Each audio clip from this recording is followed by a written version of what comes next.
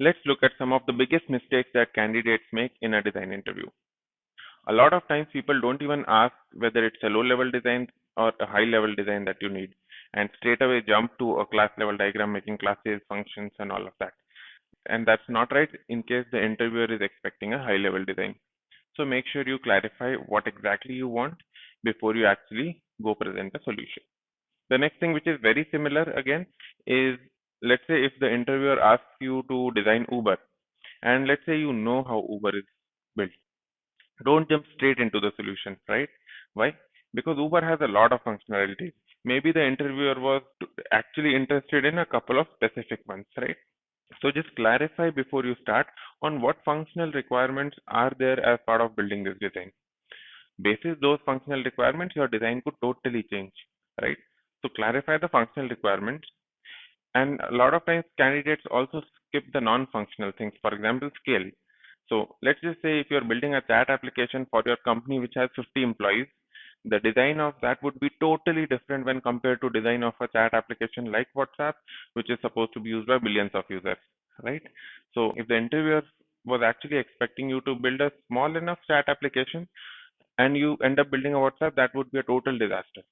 So clarify with this thing much in advance that what kind of a scale is being expected, what number of users will be there, some information about throughput, data size, and all of that before you actually jump to a solution. The next thing is you need to time your solution pretty well.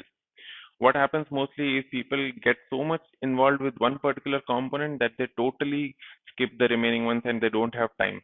Okay, so you need to realize that you just have 40-45 minutes for this interview and you need to cover a lot of things, right?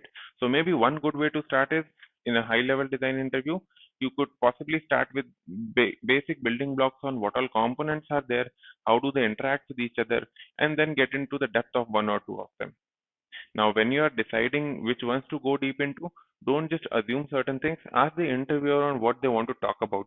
Because at times people have this premeditated that they do want to talk about a particular functionality. How would that be implemented, right? So give this opportunity to the interviewer to direct you in certain cases and don't make certain assumptions. The next thing is nobody expects you to know everything. At times, candidates assume that they are supposed to know everything, and if they don't know certain things, they either get bogged down or they make some things on the fly and present that. Don't do that if it's a small component that you're not aware of.